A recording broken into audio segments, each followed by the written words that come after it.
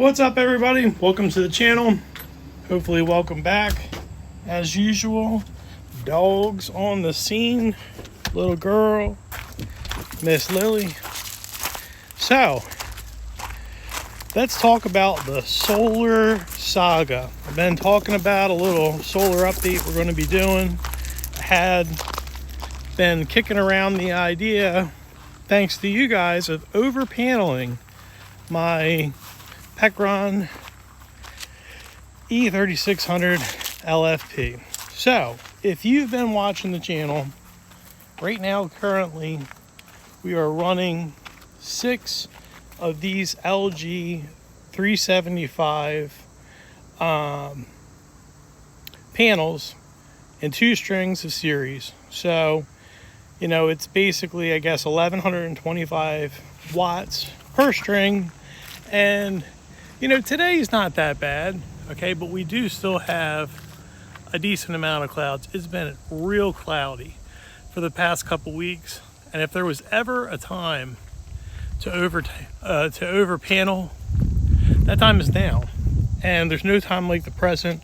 I have been striking out big time on this whole panel situation. They had what I'm going to call some unicorn Canadian 650 watt bifacial panels that had a low enough open circuit voltage to where I could have done 3 of those in series and over paneled by a good bit.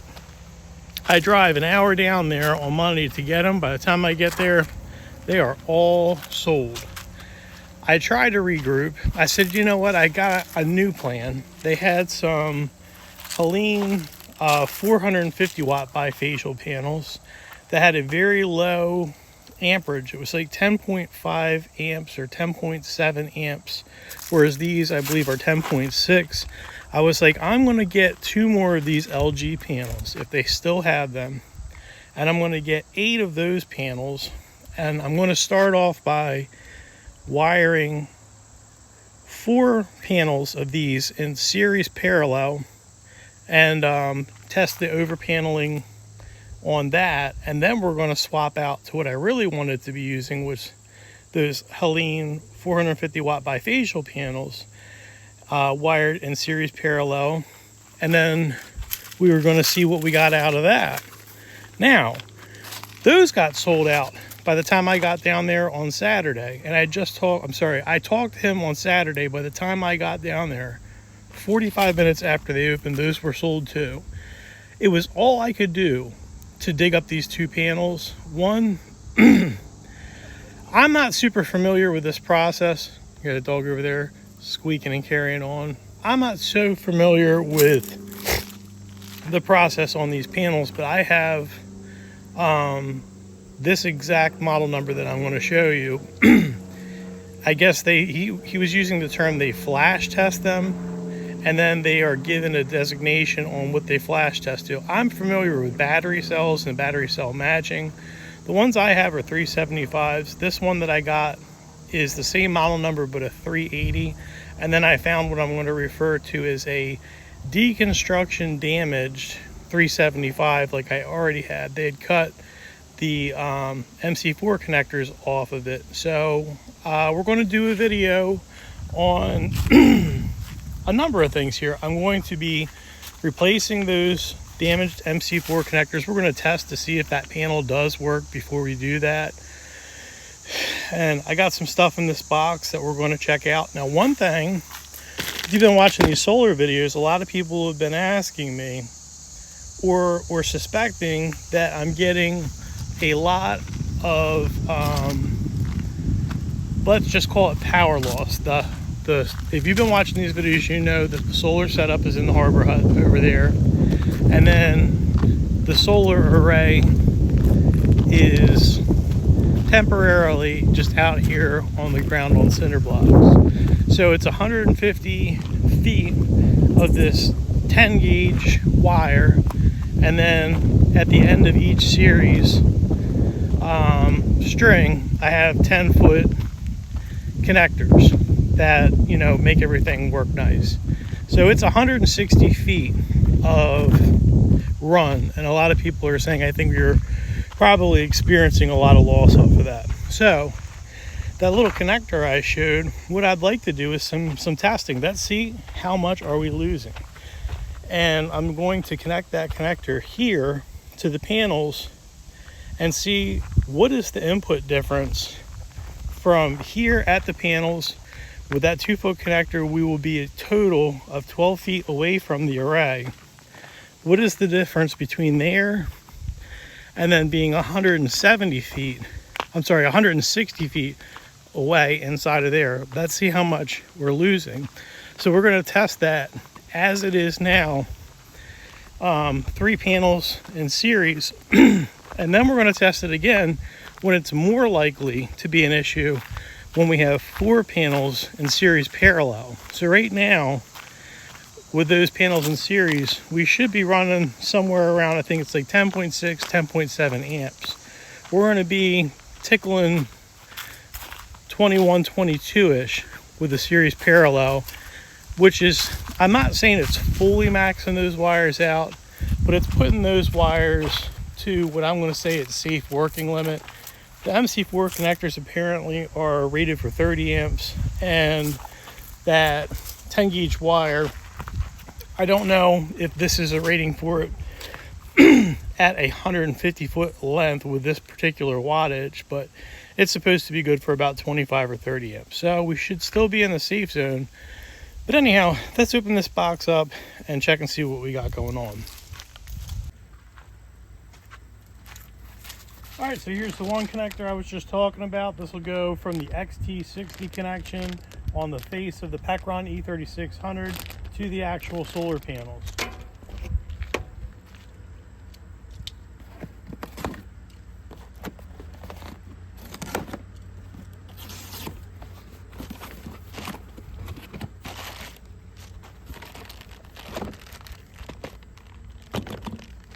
All right, so now whenever you're wiring panels in series parallel or parallel, you're going to need a couple of connectors. So these are generally referred to as branch connectors. So basically what we're going to have is 2 panels wired in series, the positive input comes in here, 2 panels wired in series, the positive input comes here, and then that positive input goes out to one line. That does a number of different things to me we'll talk about further in the video, but this is a connector that makes that happen. Another thing that you should be doing if you're in series, if you're in parallel or in series parallel, is adding a fuse to the positive side. This will keep you from having problems if there's a catastrophic failure or a lightning strike. So we've got these for those strings as well. And then the last thing that we got, and this is good stuff to have in general, is I had bought this kit here. Actually, prior to buying that panel. So this is an eco-worthy crimp tool, and then it comes with, I guess, a number of these MC4 connectors and some tools to tighten those. So like I said, I purchased this before I bought that one panel that was damaged, but this is going to work out great because we got to do 2 connectors. So perfect timing for that, and then here are the pins for that. So this is a good thing to have around, and this was pretty cheap. I'm going to put links for all this stuff in the description in case you happen to need any of these things yourself.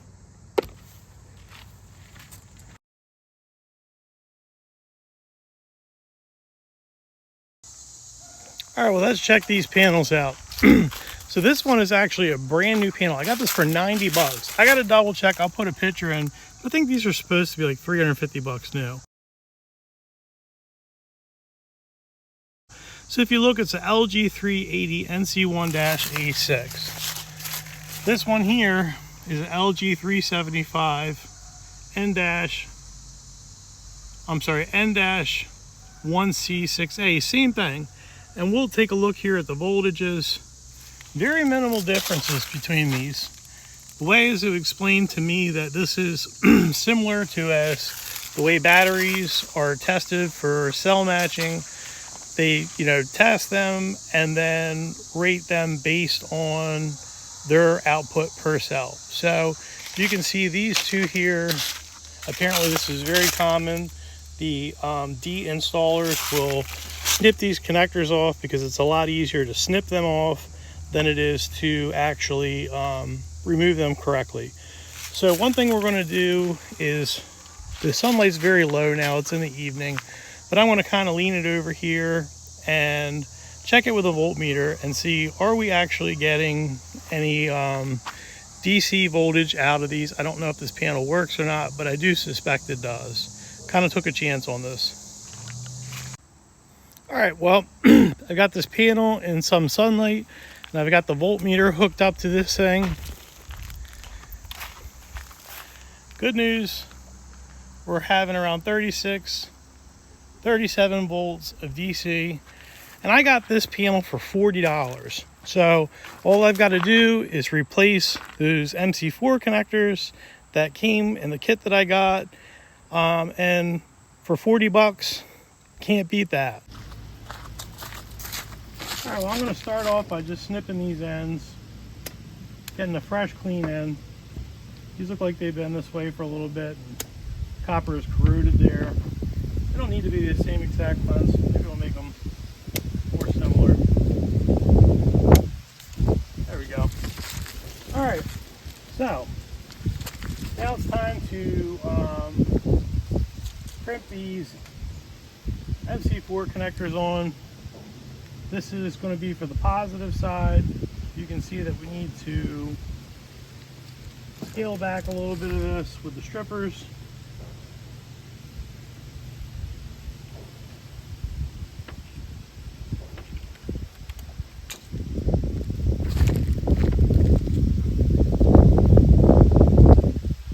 Alright, that looks like a good amount, an appropriate amount there. And then it's time to kind of take these apart and get them ready to go. We're going to take this off, make sure we got the right side. That's the positive side right there. Slide this on, and then slide this on. There's another piece here.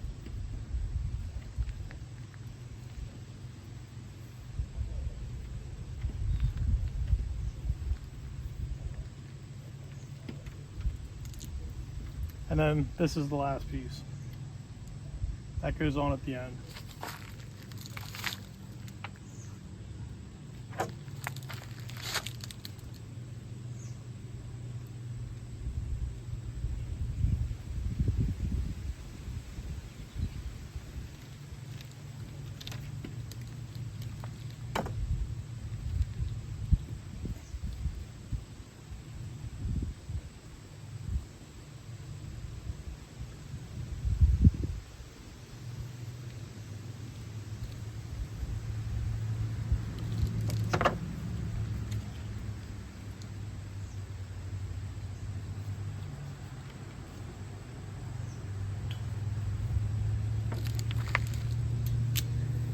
All right, this is the first time I ever used these. You got to squeeze them to release them. And then if you take a look here, you can see that this is the side that you want facing up. We're using 10 gauge, so it's going that way. So I'm just going to kind of stick this in here, double check that we've got the right one.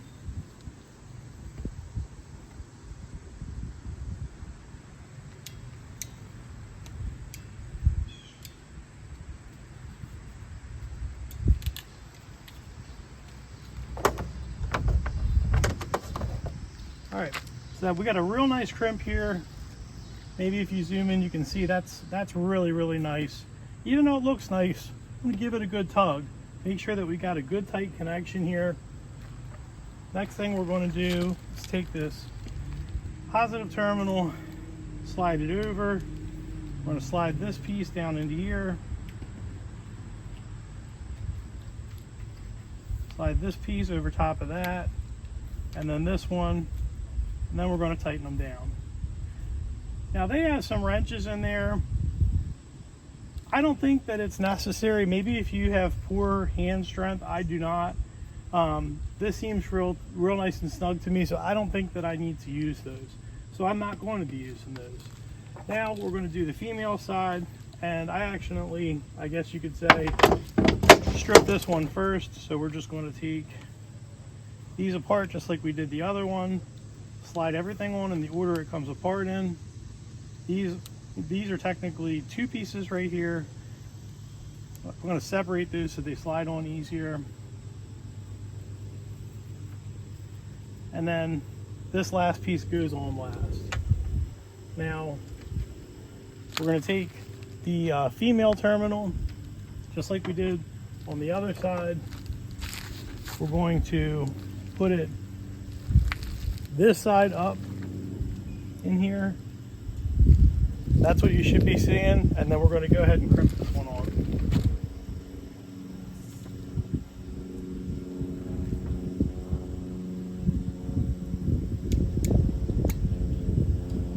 Crimping all the way down, it releases. I'm going to visually inspect this. Is like a real nice crimp, and then again, give it a real good tug to make sure that this is a good connection. A good tight connection is important. Now we're going to go ahead and put this together the rest of the way.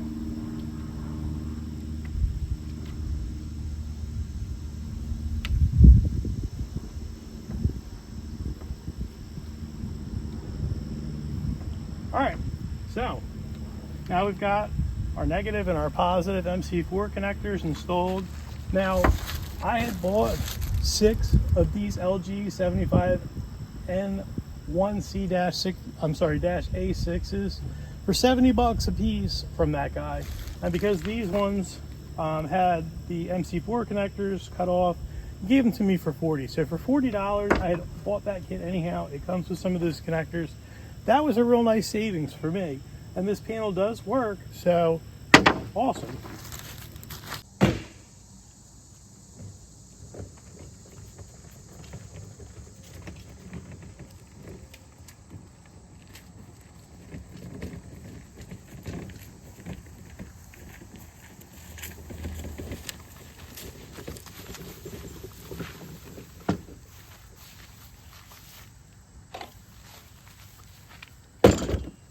And before you pick these blocks up here in this portion of eastern Tennessee, you got to do a scorpion check because we got them.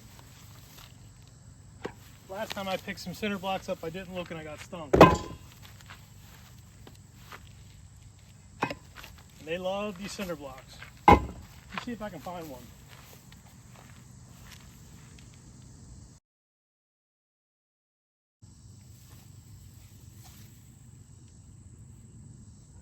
Well, I don't see one at the moment, but I'll try and dig up a picture of one and show you guys.